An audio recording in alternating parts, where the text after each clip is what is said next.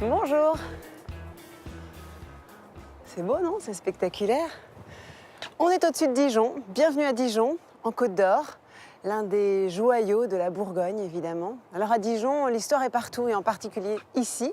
Philippe le Hardi, Jean le Bon, Charles le Téméraire, des noms qui résonnent à nos oreilles, qui ont fait le bonheur de nos livres d'histoire. C'est la dynastie des Valois, ce sont les ducs de Bourgogne qui ont édifié ce palais, en particulier cette tour d'ailleurs, la tour Le Bon, qui domine la ville, 46 mètres à l'époque pour y habiter.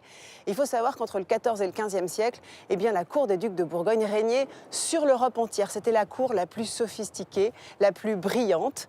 Alors aujourd'hui, Dijon continue de briller, pas seulement à travers l'histoire, la ville aux 100 clochers, 200 monuments historiques classés, des maisons à pans de bois, l'histoire est partout, je vous l'ai dit, mais aussi grâce à la gastronomie, cité internationale de la gastronomie et du vin. Les coteaux dijonnais, évidemment, le fromage, le pain d'épices, la moutarde et j'en passe. On va goûter tout ça et on va évidemment rencontrer les Dijonnais, cuisiner avec eux et déguster tous ces bons produits. Et on va commencer tout de suite, je les vois ici, par se rendre aux Halles, le ventre de Dijon, pour rencontrer Jean-Michel qui nous propose une recette particulièrement gourmande. Allez, on y va. Jean-Michel, que je dois rejoindre, est un Dijonnais pur souche, grand connaisseur de la liqueur de cassis et par ailleurs directeur du Cassisium à Nuits-Saint-Georges. Ce passionné de cuisine a pris de l'avance sur moi en faisant ses emplettes dans les Halles de Dijon. Un marché couvert inauguré en 1874, inscrit à l'inventaire des monuments historiques et pour beaucoup l'emblème de la ville. C'est chez son copain tripier Frédéric, grand spécialiste du jambon persillé, installé ici depuis 10 ans, que Jean-Michel fait sa première halte. Tu vas bien? Ouais, super. Tu peux me mettre du lard fumé, s'il te plaît? Je vais en prendre 16 tranches. 16 tranches. Quelle épaisseur?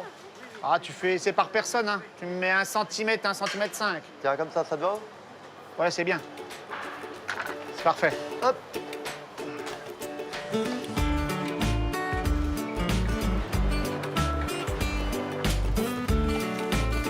Voilà, monsieur. Merci. Allez, salut. Salut. Ciao. Frédéric, le copain boucher, sera du banquet de fin de voyage demain. Suivons maintenant notre cuisinier du jour, du côté de sa maraîchère fétiche, Aurore, puisqu'au menu, Jean-Michel compte me faire découvrir une crème de potimarron aux champignons à sa façon. Tu peux me mettre du potimarron, s'il te plaît? 3. En taille, moyen Ouais, comme parfait. ça? Ouais, c'est bien 3 ça. comme ça, Ouais, d'accord. 3, ouais. 3. Hop. Avec ceci. Des champignons. Ouais. Quelle Je vais en couleur? prendre 500 de blanc et 500 de brun. Ouais, super. Après, on va peut-être prendre de Hop. l'ail. Ah bah, tu veux prendre un peu de persil? Du plat, du frisé, un de chaque? Du plat. Ouais, combien? Du plat, bah tu m'en mets. Oh, commencer. 1, Ah, mais c'est bien ça. 2. Ah, celui-là. Celui-là est plus gros. Celui-là, là. Eh ben, c'est tout. Allez. Oh, c'est lourd, hein? Je le vaux bien, non? Ouais, ciao. Bonne journée. Le moment des retrouvailles a sonné. Je rejoins Jean-Michel au pied des Halles.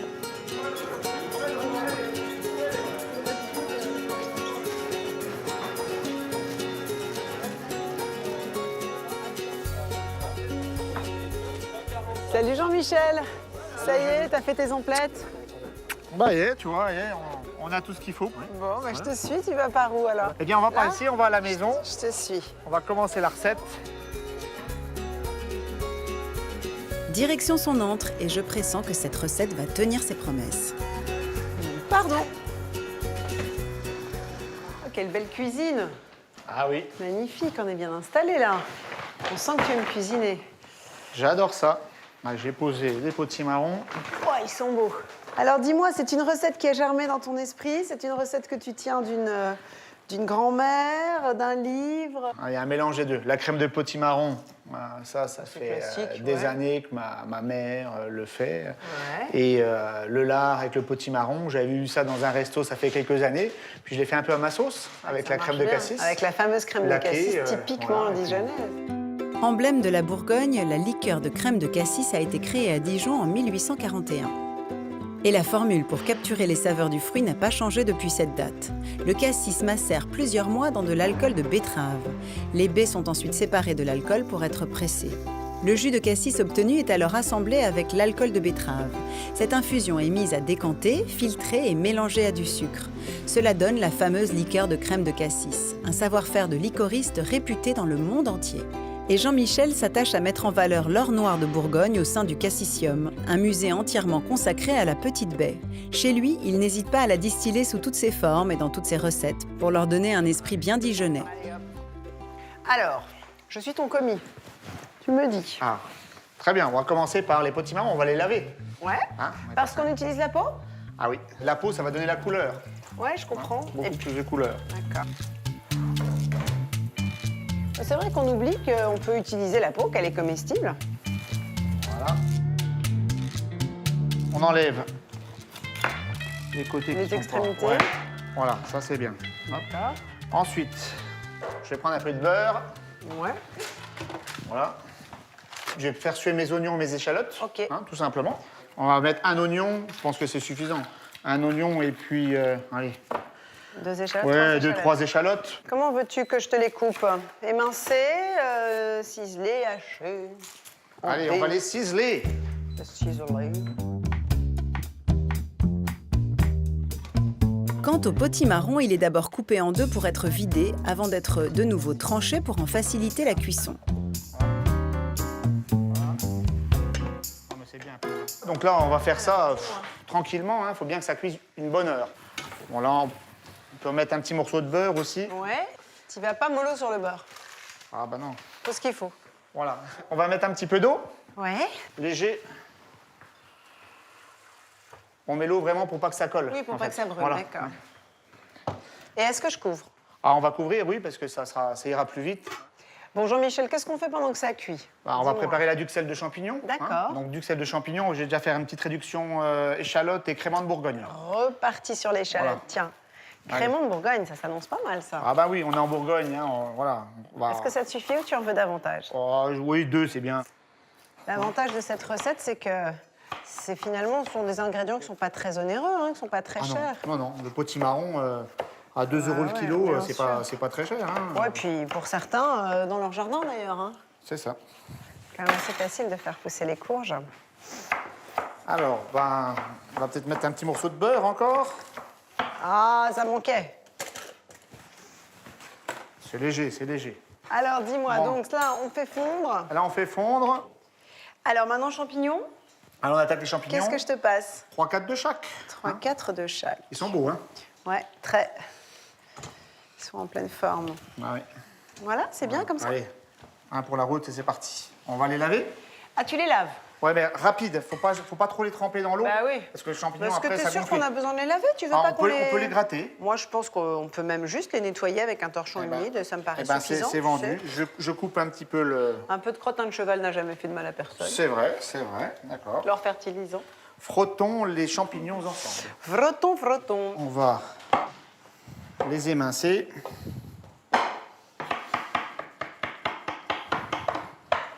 Ah, tu me challenges là avec ta découpe de pro. Ah, de pro. T'as le rythme. Et maintenant que la découpe cadencée est achevée, nous déglaçons nos échalotes au crément, ce vin blanc effervescent d'appellation d'origine contrôlée, parmi les emblèmes de la Bourgogne. Ah, d'accord, c'est une soupe de crément au potimarron. C'est ça. On va faire réduire. Ah, mais tu fais un beurre blanc, quoi, en quelque sorte. Presque. Bah, c'est ma recette, hein. D'accord. Voilà. Ah, c'est marrant, ça, d'accord. Voilà. Moi, on va faire bouillir, réduire, et puis quand il y aura presque plus rien, on aura au moins les arômes du vin dans les échalotes. Une sorte de concentré de crément. Il y a de l'alcool dans le crément. Bien sûr. Donc je vais la Tu flambes flamber quand ce sera pour bien éviter chaud. un peu le goût. Oui, de bien la- sûr, voilà, je du vin. comprends. Donc dès que ça bout, fais attention. Le mec est dingue. Alors maintenant, on va passer au laquage du lard. Donc, on a acheté le lard ce matin chez notre ami Fred. Ouais. Du vrai de vrai. Ah, il l'avait fumé exprès pour nous. Hein. Ça sent délicieusement bon. Ouais, Ça alors, sent le je lui ai bois. fait faire des tranches d'à peu près 1 cm, 1 cm 5. D'accord, assez épaisse. Voilà. Direct Voilà. sur ton lèche-frite, Ouais. tu mets pas de papier sulfurisé ou Ah rien non, du non, tout. surtout pas. D'accord. Oh, tu le fais confire en quelque sorte. C'est ça. Hein, on le fait confire. Voilà. Voilà. Parfait. Donc, tout simplement, crème de cassis. En fait, ça va faire comme un laquage. C'est ça. Hein, c'est du cochon laqué. Hein. Cochon laqué. Oh oui, t'y vas pas mollo, toi. Hein. Enfin, il faut bien que ça soit tout, voilà. Imbibé. C'est une marinade et un laquage à la fois. Voilà. Et je vais mettre mes herbes aromatiques. D'accord. En l'occurrence du thym, du romarin et du persil du jardin, et nous abandonnons tout cela 5 heures au four à 90 degrés. C'est beau, hein, C'est magnifique cette couleur. Ah ouais, ça promet. C'est à mi-cuisson seulement que les herbes seront enlevées. Et nous reprenons le fil de notre crème de potimarron en ajoutant justement de la crème fraîche, environ 25 centilitres. Oui, puis ça va apporter une petite acidité aussi. c'est ça. Parce que tu mets de la crème plutôt épaisse que liquide. Hein. Ah oui, voilà. Plus acide. Ouais. Et c'est parti, il faut mixer nos légumes et avec la peau, cela prend un peu plus de temps. 5 heures de cuisson pour le lard, 5 heures de mixage en fait, c'est ça? C'est ça, c'est ça. Hein, on passe la... ah, ça... on fait pas ça d'affilée, on fait ça. Voilà, non, mais comme 5 ça, heures. on est voilà. raccord.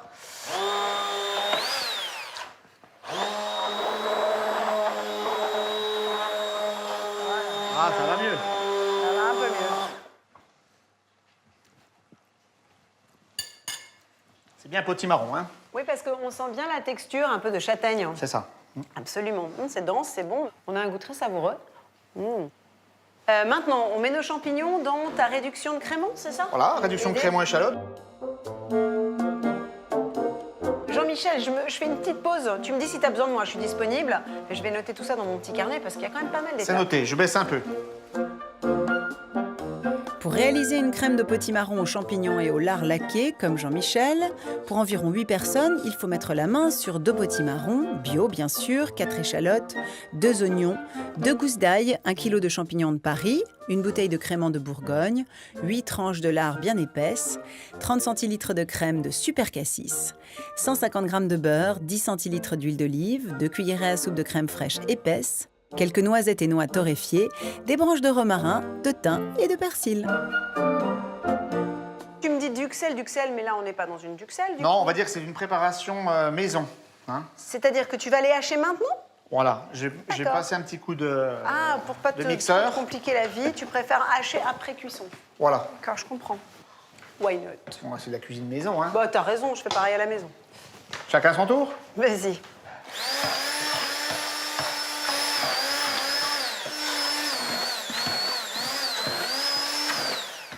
Allez, on va mettre quelques noix. Ça va apporter du croustillant à la duxelle. On va mettre une quinzaine de noisettes. D'accord. Hein. Ça sent très très bon. Tout sent bon. Ouais. Le potiron, le lard, les noisettes. Pas mal, hein? Surtout que le lard va être salé. Faut pas trop saler les champignons. C'est bien. Allez, validé. C'est bien. Alors, comment tu dresses? Alors, simple. Allez, on est parti. Donc, on va dresser comme ça. On va mettre la duxelle au milieu. Hop. Voilà. Et après, on va poser la belle tranche de lard laqué Ouais. au milieu. Ouh là, Un petit bout de persil très plat appétissant. pour donner un peu de brillance au lard. Une pointe de... Comme c'est joli, maison. Voilà. Cuisine maison, cuisine ménagère, c'est vite dit, hein? C'est joli, hein, belle couleur. On va faire dans le thème, hein, on va goûter le crémant. Ouais. Allez. À la santé de la Côte d'Or. Et de Dijon et de toute la Bourgogne. Voilà, et surtout des gourmands, comme nous. C'est bon. La crème de cassis, elle est présente, hein? Ouais. Mais il n'y a pas l'alcool. Non, mais on a un vrai goût de sucré-salé. Sucré-salé, voilà. De fruits. C'est très agréable. Ça reste bien confit. C'est pas mal. La duxelle. On se régale. Les petites noisettes derrière. C'est très bon. Moi, Jean-Michel, 3 étoiles, hein? Ouais. Alors, tu sais qu'on va organiser un repas, un banquet, comme on dit. Bien sûr. C'est banquet. Chez Catherine Petitjean. Oui, bien sûr. Et qui va nous faire d'ailleurs une préparation à base de pain d'épices. Je me doute bien. Et tu es plus qu'invité, Ah, avec grand plaisir. parce qu'on compte sur toi un peu pour alimenter le repas. Hein. Ok, Et je pas peux te de dire que souci. tu peux être fier. C'est très convaincant. Je vais m'y remettre à la maison.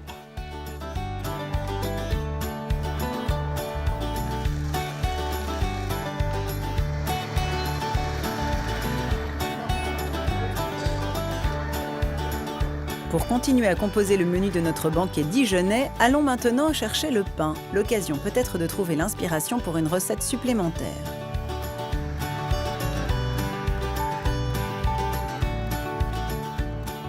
Du grain au pain, c'est le chemin que parcourt chaque jour Jérôme Bruet, installé à Saquenay, pour fabriquer son pain locavore. Qu'est-ce qu'un pain locavore? Eh bien, tout simplement, ce sont des blés anciens et d'autres céréales comme le seigle, mais aussi du petit épeautre, qui sont cultivés dans un rayon de moins de 5 km, qui sont moulus sur place à Saquenay et qui sont ensuite transformés chaque jour par toute une équipe très solidaire en pain au levain, un pain exceptionnel qui se garde presque une semaine. Et moi, c'est un pain qui me parle. J'ai envie de rencontrer Jérôme et en plus, il a une recette à nous transmettre.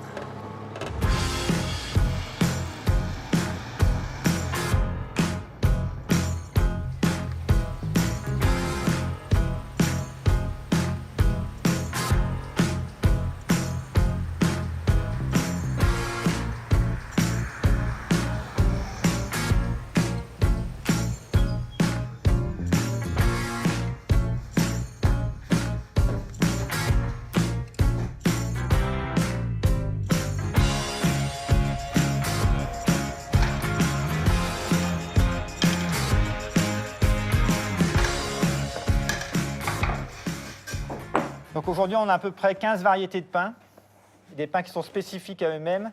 Donc on a des pains à base de farine de blé avec des levains de blé. On a des pains qui sont au petit épeautre, 100% petit épeautre avec un levain de petit épeautre. On a un seigle avec un levain de 100% seigle. Et après, on a aussi une gamme de sans gluten avec des levains de sarrasin. Tous sont faits avec des variétés anciennes non hybrides, produites dans la ferme voisine et transformées par le meunier dans la foulée. Après, c'est le tour de main de Jérôme et de son équipe qui fait toute la différence. Donc pétrissage manuel, c'est tirer, souffler, un quart de tour. Tirer, souffler, un quart de tour. Et ce pétrin, il reproduit exactement les mouvements du pétrissage manuel. L'avantage de ce pétrin-là, c'est qu'il a une grosse amplitude au niveau des bras, ce qui permet de prendre beaucoup d'air, d'entrer beaucoup d'air dans la pâte. Et aujourd'hui, c'est ce qui nous sert à pouvoir rendre panifiables ces blés qui sont considérés impanifiables par la boulangerie conventionnelle. Là, on a une miche qui a déjà fermenté avec le levain. Et donc, on va la prendre, on va juste enfermer, c'est-à-dire replier sur elle-même et garder tous les gaz à l'intérieur sans les enlever. Et notre souci, c'est juste de souder donc le pain en gardant tout le gaz à l'intérieur pour qu'il puisse rester jusqu'à la cuisson. On travaille sur des fermentations longues. La fermentation permet de décomposer au maximum tous les nutriments du pain que le corps ne va pas pouvoir lui-même décomposer.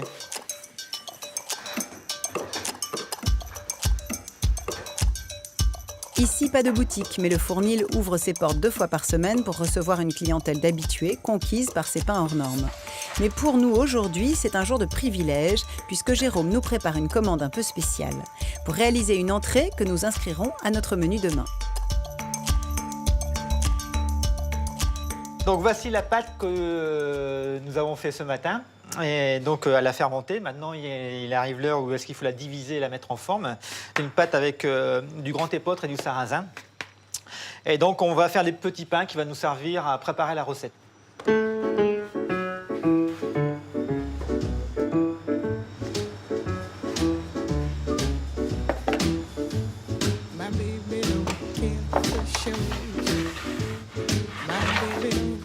Je file rejoindre notre boulanger aux côtés de son épouse Céline, non pas au Fournil, mais chez eux pour découvrir leur recette qui met ses petits pains à l'honneur.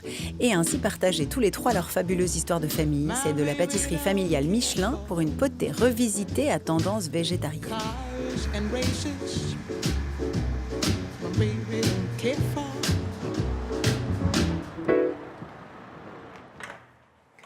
Bonjour Céline. Bonjour Julie. Bienvenue. Bah, c'est gentil, merci de m'accueillir. Salut Jérôme. Ça va bien ? Ouais, très bien. J'ai décidé de remplacer la viande par les graines. Et je me suis inspiré un peu de la recette où là, on met traditionnellement la tranche de pain dans la potée. Ouais, je comprends, bien voilà, sûr. Et donc là, c'est un peu. Là, une c'est la façon- potée dans la tranche de pain. La tranche de pain. Et en fin de compte, ça nous permet de la faire un peu à l'avance, de Ouais, mettre c'est un les pains récipient. au four, Je et comprends. comme dans les boulangeries. C'est joli au service. Tout à fait. Oh, c'est joli ça. Carnet de recettes de 1950. Robert Michelin, c'est ça. Ouais. Et qui était Robert Michelin? Robert Michelin est le fils de Antonin Michelin, qui est donc mon arrière-grand-père. Pâtissier de père en fils. Célèbre D'accord. pâtissier sur Dijon. Donc Et ça, donc, c'était son carnet de c'était recettes son carnet, personnelles. voilà. C'est très émouvant, ça. Il y a des choses qui Il sont le tenait intéressantes. avec beaucoup de précision, c'est Voilà. méticuleux, c'est très clair, très bien écrit. Et alors, cette potée est présente dans le carnet? Voilà, c'est ça. Donc, il faut aller à la page des C. Ah, on est vraiment dans les carnets, pas de Julie, mais Donc, en fait, les carnets il faut- de cuisine. Simplement, on a remplacé la viande par des graines. Alors, on va laisser le grimoire de côté. Comme pour un minestrone, nous nous lançons dans la découpe des légumes en petits dés, poireaux, carottes, navets, oignons et ail. Le chou, tu le veux maintenant ou plus tard? Oui, on peut le mettre 150 grammes si tu veux le mettre. 150. Puis nous ajoutons du cumin, une épice qui facilite la digestion, une bonne pincée de sel et les protéines qui vont remplacer la viande. Je te donne l'honneur de mettre les graines Eh bien, qu'est-ce que j'en fais? Je les mets où? dans la potée. Donc on en Ah, met direct, dès le début? ouais, 20 grammes. Par contre, la graine, C'est drôle, moi je pensais que tu les torréfiais, que tu les ajoutais à la fin. Non, pas du tout, tu les fais mijoter. on va les cuire avec le bouillon, comme ça va permettre de les gonfler. D'accord. Ça Parce sera que plus si on agréable. mange des graines de lard dont on sait qu'elles sont très intéressantes pour la santé, très riches en oméga 3, etc. Tout à fait. Mais si on les mange telles quelles, on va pas les digérer, Non, c'est ça, tout à donc on fait. va pas profiter de leurs bienfaits. Exactement. Et puis en plus, une graine de lin, c'est considéré comme abrasif. Donc Ah, c'est dangereux. ouais. C'est pour ça, généralement, quand on les retrouve secs, elles sont broyées. Donc il faut soit les faire tremper une nuit, soit les faire cuire. Les faire cuire combien de temps? Généralement, avec 20-25 minutes, ça suffit. D'accord. Parce que là, c'est sympa parce que je savais ça craque un peu sous la dent. C'est très sympa et ça d'accord. donne un petit goût. Ça ressemble à la graine de moutarde? Oui, tout à fait, ouais. Alors, tournesol, Tournesol 20 grammes. 20 grammes. Ah, 24. Oh, allez. Et puis, le lentillon qui est là en sac. D'accord. Voilà. Ce sont des petites lentilles, quoi. Alors, le lentillon de Champagne, c'est une lentille brune qui est appelée normalement, c'est avec ça qu'on fait la lentille corail. D'accord. Voilà. La lentille corail, c'est la lentille brune qui est décortiquée et cassée en deux. D'accord. Et donc ça, c'est cultivé dans nos champs aussi, à Sacnay. On va en mettre Tout cuit en même temps, finalement? 20 grammes. Oui. 20 grammes. L'avantage du lentillon par rapport à la lentille, c'est quelque chose qui cuit assez rapidement. Nous ajustons l'assaisonnement avec un petit bouquet garni, du sel et du poivre, puis nous recouvrons les légumes avec un bon litre d'eau.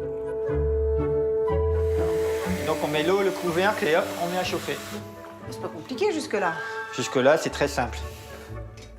Et nous abandonnons ainsi notre casserole 45 minutes pour nous occuper maintenant des petits pains que nous allons évider. Alors, je leur coupe la tête? Oui. Hop là. Comme ça? Un peu plus haut. Un peu plus haut, comme ça? C'est ça, hein, l'idée, Ouais. hein? Oui, voilà. D'accord. Très bien. Hop là. Voilà. Voilà. C'est très bien puisqu'il faut laisser un peu de Faut laisser texture un peu de dedans. pain, quand voilà. même, ouais. On renouvelle ainsi l'opération pour réaliser 4 pains potés. Alors voilà, donc là on va faire le roux. Donc le roux, c'est 40 grammes de beurre. Et donc on va mettre de la farine de sarrasin avec. D'accord. Je pèse 50 g de farine pour 40 g de beurre et nous pouvons mouiller le roux avec du bouillon de légumes. On a dilué ton roux Voilà. et on obtient une sorte de béchamel. Voilà. Alors, je prends les légumes aussi, Voilà. que je mets là. Donc on va mettre là, on va remplir les petits pains de légumes. Oui. Bien. Égoutter, donc. Bien. Égoutter, voilà. Donc on bourre bien le... D'accord. Alors on va bien remplir, bien tasser le... Comme ça ou plus davantage? Tout à fait. Après on peut prendre le pain pour... Hop. Oui, tu as raison, ça sera plus simple. C'est bon. Et ça, j'en fais quoi? Donc on va napper. On va napper. Hop, c'est drôlement joli, en tout cas. hein. Hop. Ça rentre pas trop à l'intérieur, c'est pas Non, grave. c'est pas, c'est juste pour napper. Il faut ouais. que ça couvre... Tout à fait. Un peu de comté râpé, Oui, messieurs. Ça, on en a toujours sous la main. En toujours. Bourgogne, gougère C'est- oblige. Je mets au four, alors? Allez, on y va. On y va. Donc plutôt dans le haut du four, alors, si Oui. tu as allumé ton grill. Et nous laissons nos petits pains potés au four pendant 20 minutes. Peut-être noter tout ça sur mon petit carnet, parce que j'ai compris que les proportions étaient importantes. L'inspiration aussi, l'inspiration divine aussi, mais les proportions quand même au départ font la différence. Pour réaliser la potée des champs, comme l'appellent Jérôme et Céline, pour 4 petits pains de 120 g, il vous faudra 40 g de carottes, 30 g de navets, 20 g de poireaux, 300 g de choux, 20 g d'oignons, 2 gousses d'ail, 20 g de graines de colza, autant de graines de tournesol, 50 g de lentillons et 1,2 litre d'eau, du sel, du poivre et du cumin. Et voilà. Et voilà. Joli, hein. C'est très mystérieux en fait. Merci beaucoup. Le pain est resté bien moelleux. Oui. Ce qui est agréable, c'est qu'il est moelleux. En Voilà. même temps, il se tient. On peut le couper véritablement. La petite béchamel de sarrasin, ça fait comme si on avait une petite gratinée de champignons au-dessus. Ouais. Mais vraiment, vous êtes. En ce moment, il y a quand même toute une vague de nourriture. Heureusement d'ailleurs, moins carnée, parce qu'on a tendance à manger trop de viande. Et donc, on est en train de développer une nouvelle façon de cuisiner. Mais là, on est en plein dedans. Tout à fait. Tout à fait. Ce qui est agréable en plus, c'est qu'on a plein de textures différentes, plein de goûts différents, les graines qui croquent, les légumes qui fondent. Et c'est, je m'attendais à quelque chose de liquide, mais pas du tout. En fait, ça se tient vraiment. Hein. Voilà, et C'est grâce bien au pain, imbibé, il a mais- pu un peu éponger le bouillon. Ouais. Comme ça, on a un pain. Ça fait exactement le principe de la tartine dans la soupe. C'est délicieux. Alors, est-ce que vous allez pouvoir me refaire ces divines miches potées, je ne sais pas comment on peut les appeler, pour notre banquet, le repas que je voudrais organiser. En plus, chez quelqu'un que vous connaissez, je crois, qui est Catherine Petitjean. Tout à fait, Qui ouais. s'y connaît en pain, c'est d'autres pains, hein, les pains d'épices. Mais c'est possible? Oui, tout Je à fait. vous en commande Bien 8. sûr. Oui, bah, très bien, super. Avec plaisir. C'est top. Merci mille fois. Moi, je dis vive la boulangerie. Hein. La nouvelle boulangerie.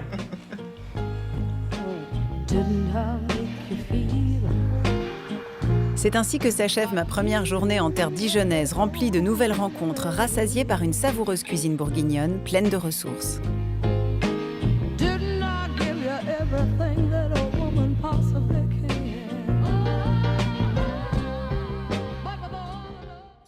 Pour débuter cette seconde journée, je quitte Sacnay pour rejoindre Dijon et passe par le petit village de Lacanche. Un nom évocateur pour tous les gourmets, car c'est ici que se fabriquent les célèbres cuisinières, symboles de la haute gastronomie et fleurons de la métallurgie française. Acier, inox, fonte, depuis le 19e siècle, la maison utilise ces matières nobles pour concevoir des pièces uniques et faites exclusivement sur commande. L'émaillage est la signature de la maison, car là encore, la couleur est créée sur mesure par un savant mélange de pigments, de quartz, de potassium et de sodium. Tout le secret de fabrication de ces pianos haut de gamme réside dans un savoir-faire toujours artisanal et précieusement conservé.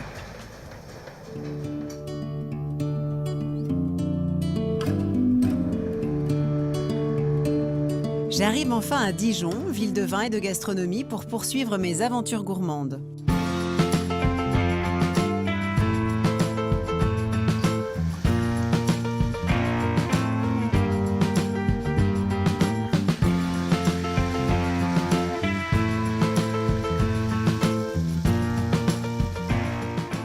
Le moins que l'on puisse dire, c'est que la visite de Dijon se fait le nez en l'air.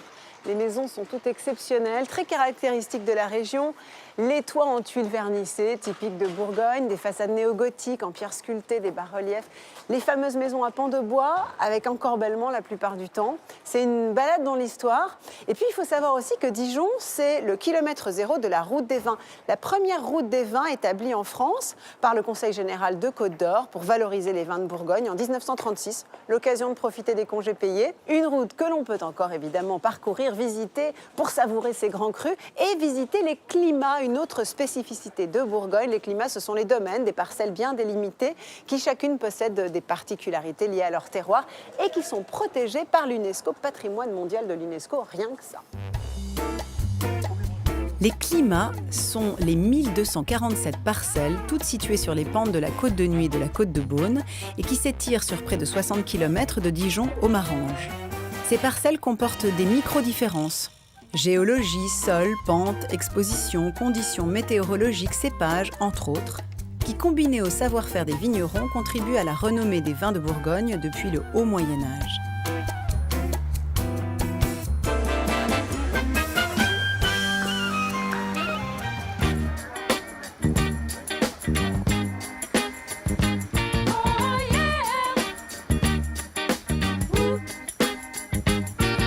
The big stuff.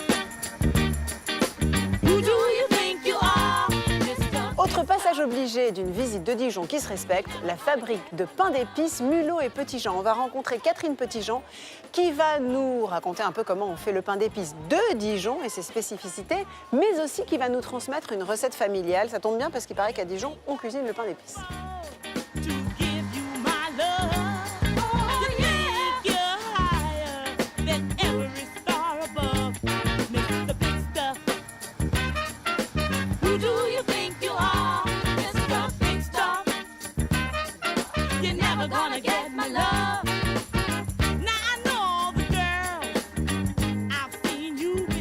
Bonjour. Bonjour Bonjour Julie. Catherine. Bienvenue. Merci, quelle jolie maison. C'est magnifique. Oui, on a beaucoup de chance d'avoir ce bel endroit. Ah, aussi belle de l'extérieur que de l'intérieur. Voilà, on fabriquait le pain d'épices dans les caves Ici jusqu'en 1912. Et le magasin a été rénové en 1919. Et rien n'a été changé dans cette partie-là. Donc, vous voyez que le travail a été fait d'exception. Superbe. Ah, les moulures sont incroyables. Alors, c'est vous qui en êtes l'héritière. Voilà, on peut dire cette comme ça. vénérable maison. J'ai pris la suite de mon père et je perpétue la tradition du pain d'épices de Dijon. À Dijon. Donc, qu'est-ce que vous pourriez me faire goûter ou emblématique, découvrir c'est le pavé, Ouais. parce que c'est un produit très traditionnel. C'est des D'accord. gros pavés de 6 Ah oui, dites kilos. donc vous les coupez après cuisson, On les coupe alors après cuisson. D'accord. Donc, un carré, ça fait à peu près 500 grammes. Donc, les D'accord. clients viennent chercher 500 grammes ou 1 kilo. Au poids, comme le Voilà. pain. Donc, c'est très bon le matin au petit déjeuner avec du beurre. Et puis, ils l'utilisent beaucoup en cuisine. D'accord. Puisque c'est un produit qui n'est pas trop fort en goût. Donc, ça va très bien avec le foie gras, très bien avec le fromage, très bien avec le saumon. Mais avant de l'utiliser à notre tour en cuisine, filons via les portes dérobées du côté du laboratoire de fabrication, en découvrant au passage quelques-unes des anciennes machines qui ont contribué au succès de cette maison, aujourd'hui labellisée entreprise du patrimoine vivant.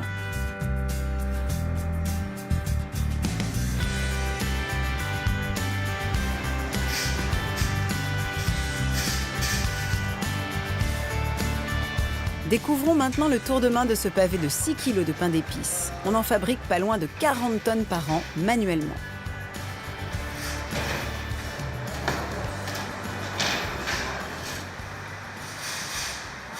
Donc c'est la première étape de fabrication du pain d'épices. On mélange de la farine, du miel et du sucre et ça va nous donner ce qu'on appelle la pâte mère qui va reposer 15 jours, 3 semaines à minima. Alors ici nous avons la pâte mère qui a reposé donc 15 jours, 3 semaines.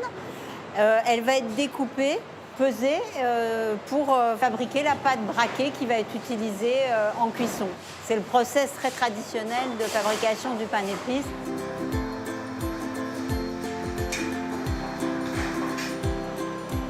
On appelle ça traditionnellement le braquage.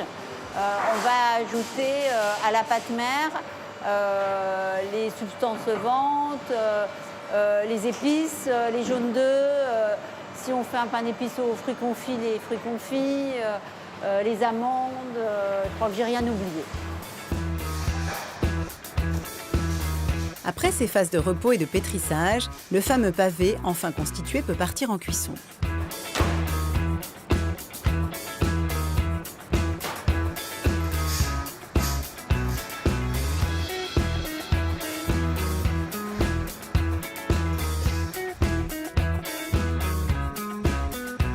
Autre produit très traditionnel, le glacé mince.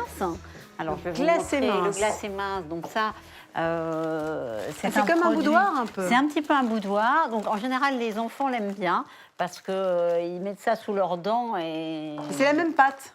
C'est la même base non, de pâte. Non. alors, c'est le même esprit, mais ce n'est pas la même pâte que pour les pavés de 6 kilos. D'accord. Parce qu'un pavé de 6 kilos, ça va cuire entre 2 heures et 2 heures et quart, 2 heures et demie. Et ça va cuire beaucoup plus rapidement. Donc, ce Comme n'est un pas tout à fait la même pâte. Et alors là, je vois le coin des nonnettes aussi. Ça, Alors, c'est, le coin des nonnettes. une Alors là, c'est spécificité. produit emblématique. Donc, les nonnettes traditionnelles, c'est orange. Donc la traditionnelle orange. Orange. Et on a développé cassis, framboise, abricot, D'accord. caramel, chocolat également. Donc, sur tout ce qui est parfum fruits, on est resté sur de la confiture. Ben, je vais vous faire déguster. Ah bah avec plaisir. Ce que vous voulez. Voilà, ben, on va prendre la traditionnelle. Alors, ah oui, Voilà, cœur on a cette fondant belle, de- belle confiture à l'intérieur. Donc la pâte, à nouveau, c'est du pain d'épices? C'est du pain d'épices, alors avec une pâte différente que des produits dont on a parlé, le pavé et le glacé mince. C'est délicieux. D'autant que je trouve que vous faites un usage raisonnable du sucre. On Ce qui essaye. n'est pas évident dans une confiserie Voilà. traditionnelle. C'est délicieux. Voilà. Alors, nous, pour notre recette, on a besoin de pain d'épices tout Alors, court, on a besoin de pain d'épices. Alors, on va prendre le pavé et puis on va prendre le glacé mince. Il se conserve longtemps, ce pain d'épices, si je veux en rapporter chez Alors, moi? très longtemps, oui, parce que c'est. Alors, on met fait un qu'il y ait an. pas de matière grasse, mais notamment. le fait qu'il n'y ait pas de matière grasse, ça peut. Un an Voilà. Mais un Et c'est an, même- comment? Bah alors, frais, dans non, un torchon à température ambiante. Et alors, il faut mettre un sac plastique. Un sac plastique, Voilà, pour d'accord. que Hermétique. l'hygrométrie, voilà. Hein, donc, Soit surtout maintenu. pas au frais parce que ça, le Ça froid, c'est pas durcirait. bon Mm. pour les produits en pain d'épices, mais ça se garde très longtemps. On a même un courrier dans nos archives d'une personne qui en avait acheté en 1939 et qui l'avait gardé pour le déguster à la Libération. Mais non. Et elle nous écrivait qu'il était toujours aussi bon. Eh ben, Allez, écoutez, on le va prend, aller- on le prend et et donc on va préparer notre on va charlotte. préparer la Super. recette. Merci. Alors, je vous suis. Est-ce que vous allez accepter de monter dans ma berline? Ah ben, ça sera avec plaisir. Hein. Une très jolie voiture. Je vous laisse faire, allez-y. J'ai pris la route de Dijon pour voir un peu la Marjolaine, la belle digue-digue-don qui pleurait près de la fontaine, mais elle avait changé de ton. Il lui fallait des ducatons dedans son bas de laine pour n'avoir plus de peine. Elle m'a dit tu viens chérie, et si tu me payes un bon prix, aux anges je t'emmène. Digue-digue-dondaine, la Marjolaine pleurait surtout quand elle n'avait pas de sous. La Marjolaine de la chanson. On a pris les munitions. On a pris les munitions. On y va.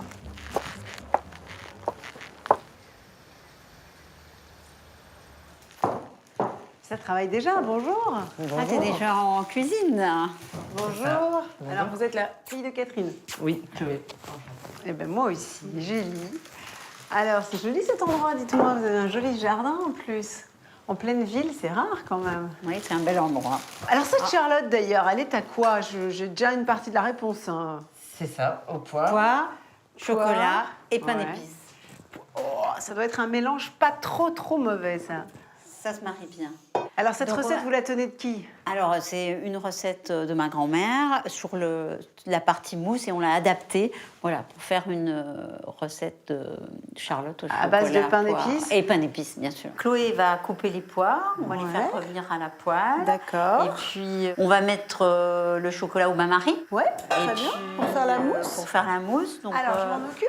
Chocolat voilà. noir, c'est ça? Chocolat noir, voilà. Petit pistole là de chocolat. Voilà. Est-ce dedans. qu'il y a la quantité ou il faut que je pèse? Non, c'est pesé. C'est pesé. Voilà, 200 grammes.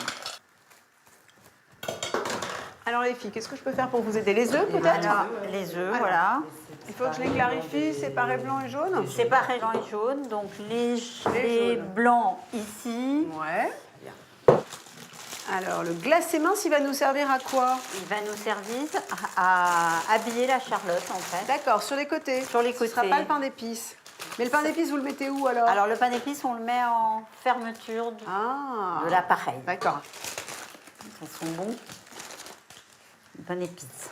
Il sent déjà? Ouais, bah, je sens les glacés minces. C'est une odeur qui a pour moi le goût de l'enfance, donc forcément je la reconnaîtrai partout.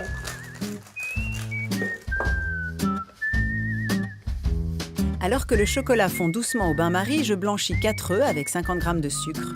Chloé continue de découper les poires avec minutie en petits cubes avant de les faire dorer dans une poêle sans ajout de matière grasse.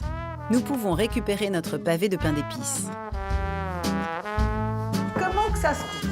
Plutôt un Alors, il morceau faut assez fin. assez fin. Assez fin, mais Oui. dans la longueur ou Plutôt dans la la largeur? largeur, parce que D'accord. ça va nous servir en fond en fait. Fin comme ça. Comme Voilà. ça, d'accord, des tranches vraiment très fines.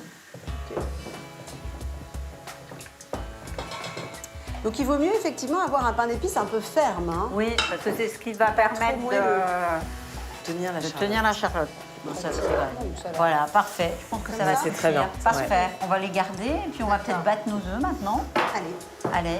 Je monte maintenant les blancs en neige, puis nous versons les jaunes d'œufs dans le chocolat fondu avant d'intégrer délicatement les blancs. L'honneur de la famille est en jeu. J'ai pas intérêt à me planter. J'ai une lourde responsabilité là quand même. Hein. Voilà, ça a l'air divin ça. Sur la mousse au chocolat bien lissée, Catherine ajoute les poires parfaitement caramélisées.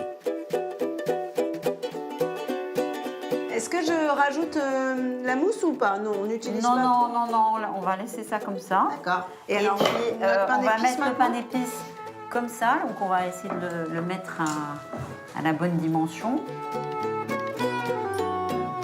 Très bien. Alors maintenant, on attend fini. combien de temps? On met ça au frais? Alors, il faut mettre ça au frais 4 heures. Tiens, donnez-moi le film, je vais Voilà, le faire. voilà. 4 heures au minimum. Pour Mais que il est bon, la... le pain d'épices. pour que Vous l'avez pas goûté finalement? Mais non. On tasse pas. On va se tasser tout seul. Ça va se tasser tout seul, voilà. Ok. Hein, ah, donc, je vous laisse, Je laisse. le mettre au réfrigérateur. Je le mets, ouais. Voilà. De ce pas. Je profite de ce temps de repos pour capturer dans mon carnet ce sommet de gourmandise. Pour une charlotte poire-chocolat au pain d'épices comme Catherine, procurez-vous un paquet de glacés minces, 2 tranches de pavé de pain d'épices ou uniquement du pain d'épices à défaut, 4 œufs, 200 g de chocolat, 50 g de sucre et 3 poires. Et déjà l'heure du repas de notre banquet bourguignon approche. La sonnette ne devrait pas tarder à retentir. Jean-Michel, qui nous a mitonné sa crème de potimarron, et son ami Frédéric Tripier, charcutier aux Halles de Dijon, arrivent avec pour notre festin un tout petit jambon persillé de 25 kilos. Oh là, Frédéric, t'as mis le paquet. Oh, mon Dieu, tu mérites ton titre, hein. Le champion du persillé. Faut pas le laisser tomber, hein. Céline et son boulanger de mari leur emboîtent le pas avec leur petit pain garni de potée. Bonjour. Alors, je crois que Julie est en cuisine. Donc, je vous laisse y aller. Bonjour. Merci de nous accueillir. Ah ben, bienvenue.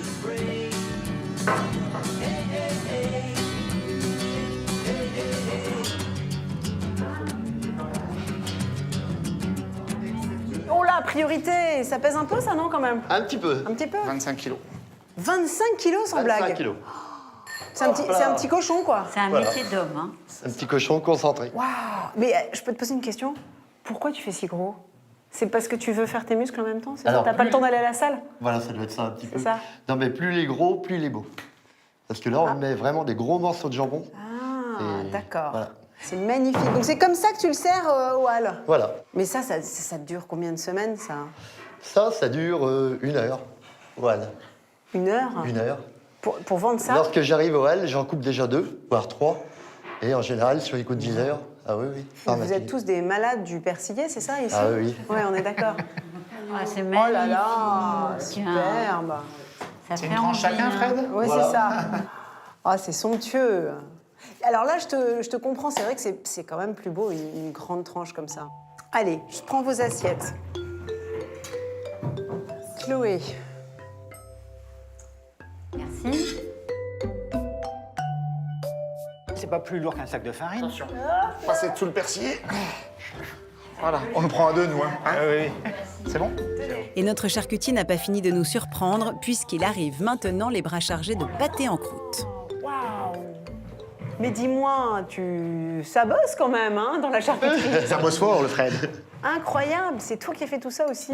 Voilà. Alors, j'ai quelques spécialités habituelles, comme le pâté en croûte de canard, Le canard, d'accord. le pâté en croûte au vin jaune, Ouais. pur porc, et pour l'occasion, je t'ai fait un pâté en croûte lapin, moutarde, pain d'épices. Mais pain d'épices, il est où le pain d'épices? Il est pas dans la croûte. Non, Attends, j'y vais avec les doigts moi aussi, hein. Je suis pas au hall, il est dans mais la farce. Il est dans la farce. Tiens, hop. Ah, c'est moi qui normalement, remercie. c'est le film, mais bon. Ouais, ben, voilà. Dis donc, t'avais un peu la dalle, toi, ou quoi? Ça, c'est les boulangers, ça. Je cours depuis 5 heures. C'est ça, on est d'accord. Si vous n'avez pas faim, moi je m'en... T'as bien raison. J'adore ça. Je suis bien d'accord avec toi. Allez, j'attaque. Alors, comment tu le trouves? Super. Il est super. Ah oui, dis donc. Merci. Qu'est-ce qu'on boit avec tout ça? Excellente idée. Parce que j'ai senti que sur l'apéro, c'était toi. Tout à fait. On va goûter le blanc cassis traditionnel de Bourgogne, la célèbre boisson du chanoine Kir. C'était le maire de Dijon. Hein, oui, tout à fait, après la Deuxième Guerre mondiale. Et donc, en fait, il a popularisé le Kir. Est-ce qu'il y a toujours eu du cassis dans la région? Tout à fait. En Côte d'Or, Nuit-Saint-Georges, Dijon, c'est vraiment le berceau du cassis et des petits fruits rouges en règle générale. Ouais. Un vrai blanc cassis. Donc 1/5 de crème de cassis et 4/5 de Bourgogne à ligoter. Vous voulez goûter pur? Allez, vous avez le droit. C'est délicieux, c'est vrai que c'est très parfumé. Je retrouve un petit peu les saveurs de ton lard, là. Tout à Parce que fait. tout à l'heure, vous allez déguster le lard laqué à la crème de cassis. C'est-à-dire que Jean-Michel ne fait rien sans crème de cassis. Bah, moi, je l'utilise dans mes viennoiseries, mais après, oui. Ah, dans tes viennoiseries? Ouais. Qu'est-ce que tu fais avec? On met dans la crème pâtissière pour aromatiser. On peut le mettre sur des glaces. Oui, sur des glaces. Sur des glaces, oui, c'est vrai, une glace vanille, voilà. ça doit être très bon. Bah, on va goûter ça alors. Bon, santé. Bah, merci, la santé des artisans. Hein. C'est délicieux. C'est vraiment très rond, très fruité. Il y a des variétés de cassis, Ouais. évidemment. C'est comme dans le vin. Hein. Dans le vin, il y a des multiples de cépages et dans le cassis, il y a à peu près 200 variétés différentes. Et donc, nous, on utilise du noir de Bourgogne qui va apporter la puissance aromatique. Et c'est Et voilà les petits pains garnis de Jérôme et Céline. Et la potée. La potée. Et alors, qu'est-ce qu'on boit avec ça? Et là, c'est Pascal, un ami vigneron de Jean-Michel, venu avec quelques bouteilles pour agrémenter notre repas bourguignon, qui nous éclaire sur le sujet. J'ai amené 2 vins blancs. J'ai un premier vin blanc qui est le vin de mon village Nantou, petit village à côté de Beaune.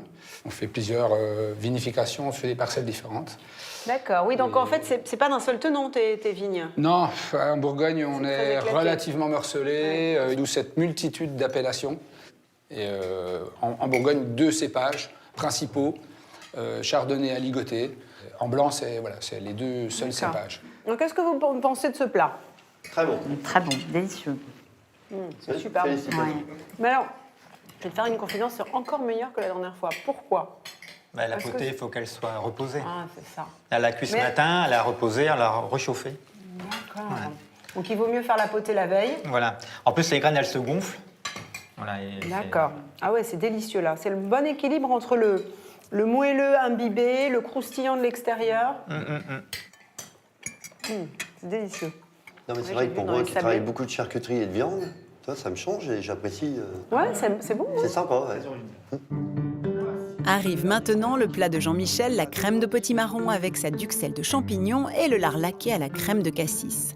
Mon petit doigt me dit que l'assemblée risque d'être séduite. C'est très bon. Merci. Hein. Mais surtout, c'est un bon lard au départ. Suivez mon regard. C'est l'art qu'on a acheté hier chez Frédéric. Délicieux. Et modestement, pour 300 grammes de champignons, t'as mis une bouteille de crémant. C'est ça, Voilà, tout à c'est fait. ça. Ah oui, il faut bien Après, comment ça fonctionnait? concentrer les arômes du chardonnay dans le crément. Et... Il a tout mis dans la casserole. Et Côte d'Or, alors pourquoi a-t-on appelé ce département Côte d'Or alors que la plupart des départements portent le nom d'une rivière Alors, il me semble que c'est en rapport avec les vignes. Les vignes. Ah. Lorsque les feuilles changeaient de couleur, Ben là, actuellement, en se promenant dans le vignoble, c'est vraiment à la Côte d'Or. Voilà, On est en c'est plein ça. dedans. là. Ah, c'est vrai? ouais, c'est les feuilles C'est la qui deviennent couleur des jaunes feuilles. et On va aller faire un c'était tour vraiment avec la la Côte voiture. d'Or. Ouais, bien sûr. Ah, les fameux petits bonbons ou confiseries dont la recette a été élaborée par ton arrière-grand-père et rachetée par ta maman. Qu'est-ce que c'est les Jacqueline alors? Alors, les Jacqueline, c'est un fond de praliné chocolat ou un Ouais. fond de nougatine trempé dans la glace royale. Une Ouais. première fois, passé au four, une seconde fois, passé au four, et ça donne un bonbon ou de nougatine ou de chocolat. Merci. C'est exquis. Voilà, la Charlotte, Oh là là, Charlotte. poire, chocolat et bien sûr pain d'épices. La vraie Charlotte. Revisitez, Jean.